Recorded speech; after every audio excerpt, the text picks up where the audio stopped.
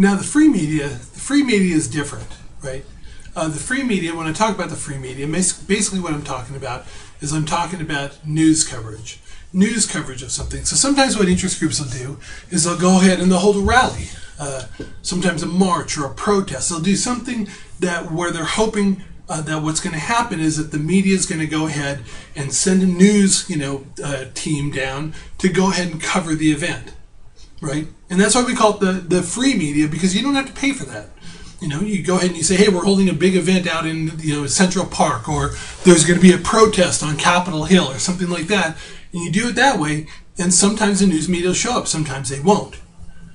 And there are certain advantages to going ahead and relying on the free media to go ahead and get your message out to the public, to use the outside game as we've been talking about. And the real advantage to using the free media is the cost. As I said before, all you have to do, if you're going to hold a rally or something, you may have to build a stage on a microphone, maybe pay somebody to stand up there and talk. But for the most part, you don't have to do a whole bunch. And you don't have to pay for advertising, because the media is going to show up, and hopefully if they cover the event, then you're going to get on the news, right? Occupy Wall Street, the protests, are an example of using an outside game, trying to go ahead and do protests in a way that's going to go ahead and get coverage and hopefully reflect favorably on you and on your organization.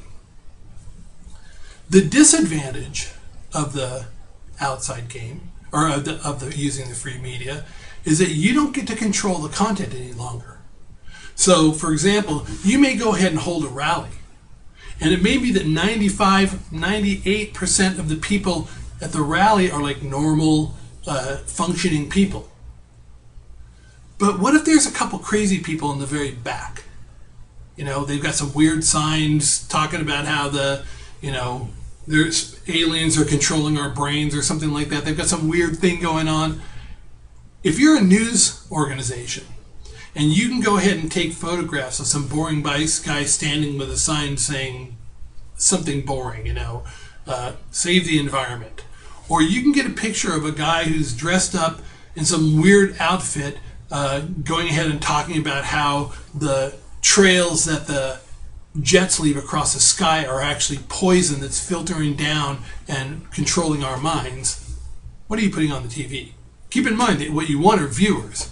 You put the crazy guy on, right? If there's some sort of rally going on and you're marching in protest of some particular thing that you disagree with, some bill that's being passed by Congress that you disagree with, then 98% of the people marching are totally peaceful, walking along very quietly, kill the bill, saying that boring stuff. But then you got a couple people in the back, and what they're doing is they're climbing over fences and fighting with police officers.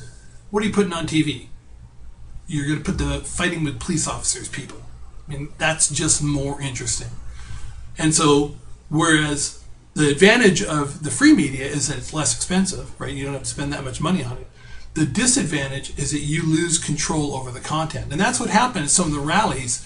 Like, for example, there were some people who argued that the coverage of the Tea Party rallies was a case where the media went ahead and the content, the rallies were primarily involved mostly normal, rational human beings. And what the media would do is they would pick out the craziest people in the crowd, and they would go ahead and put them on as if they were the face of the Tea Party rally.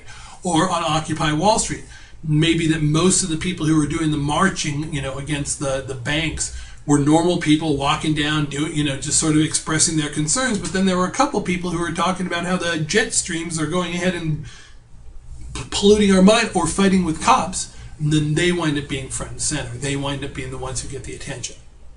So now, when does the outside strategy work best?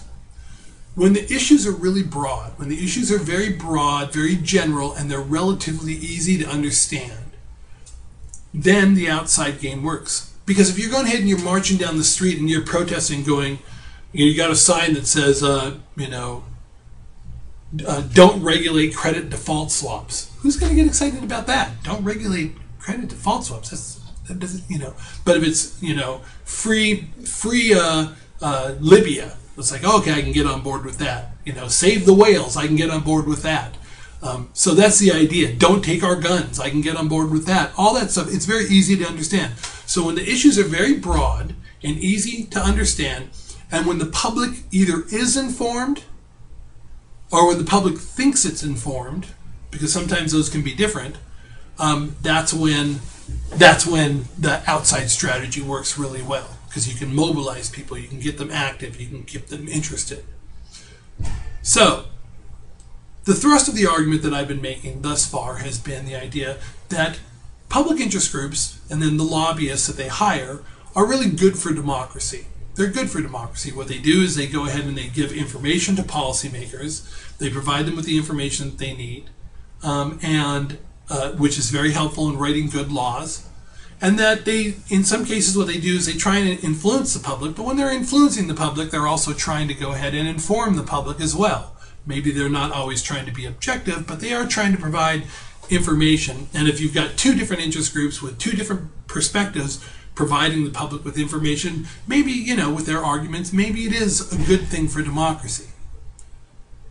The bad side of public interest groups and then the lobbyists that they hire is something that gets far more attention and something that I haven't talked about up until now.